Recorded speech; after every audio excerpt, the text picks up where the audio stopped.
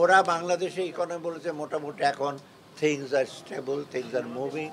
সার্বিকভাবে ব্যাংকিং শৃঙ্খলা, রিফন্ড আদায়, আর এদিকে এনবিআরের আমরা ট্যাক্স জিডিপি রেশিও বাড়াবো কী করে, কোন কোন ক্ষেত্রে বাড়াবো, এইগুলি নিয়ে আলাপ হচ্ছে আমার সাথে। প্রিলিমিনারি এই জিনিসগুলো আবার ওরা বসবে, সবার সাথে ইন্ডিভিজুয়ালি বসবে, তারপরে আপনারা কদিন পর জানতে পারবেন।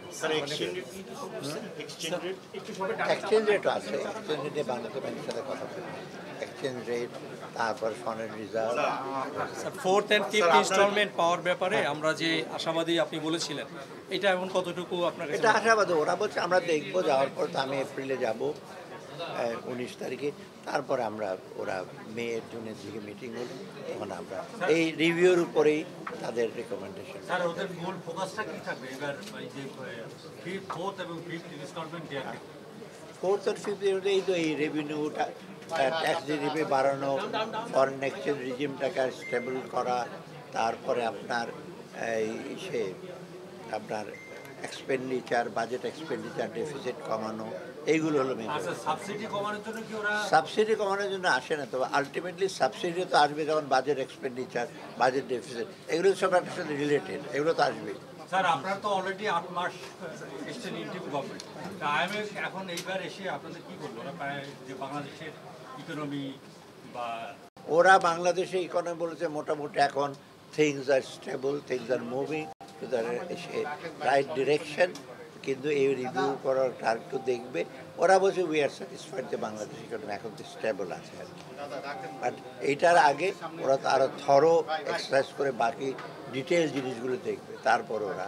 স্যার, কোন বিষয়ে কম্প্রোমাইজ করতে হবে with IMF? I mean whether IMF compromise with you or you compromise with IMF on regarding the condition? আমি সোজাসুজি বলেছি আমাদের কনটেক্সটে আমাদের যা যা করার আমরা করতে চেষ্টা করছি।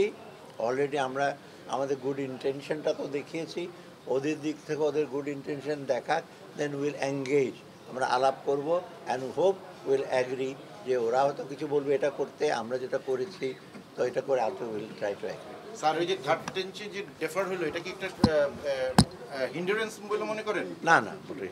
আমাদের তো এখন তো ফরেন ইস্যুজ আমরা করেছি যে একসাথে হলে ভালো হয়, কারণ প্রায়র অ্যাকশনগুলো যদি আমরা নিই তা আমাদের এটা নট দ্যাট যে আইএমএফ বলছে দেখে করছি, এটা আমাদের ব্যাংক রেজুলেশন, ডিফল্ট লোনগুলো ইস্যু করতে হবে, আমরা ম্যাক্রো স্টেবিলিটি আবার আনতে হবে, ট্যাক্স রেভিনিউ বাড়াতে হবে, ট্যাক্সের লিকেজ আমাদের জন্য। অতএব ওরা টাকা দেখ আর না দেখ, এটা তো আমাদের এমনি করতে হবে। তাদের বক্তব্য কি ছিল? স্যার, মার্কেট বেস এক্সচেঞ্জ আপনাদের পজিশন কি? ওরা এখন এটা বাংলাদেশ ব্যাংকের সাথে কথা বলবে, তখন স্যার রেভিনিউতে কি করতে হবে, ওরা কি চায়?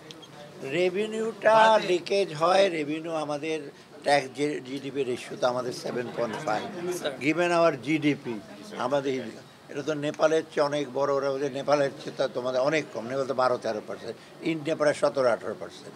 তো ওরা বলছে তোমাদের হয় বিকজ আইদার নেট কম, লক্ষ লক্ষ লোক আছে তারা জিরো ট্যাক্সে রিটার্ন দেয়, অথচ ইনকাম হয়তো আছে দেয় না, এইগুলোর ব্যাপারে এইটাকে এনকারেজ।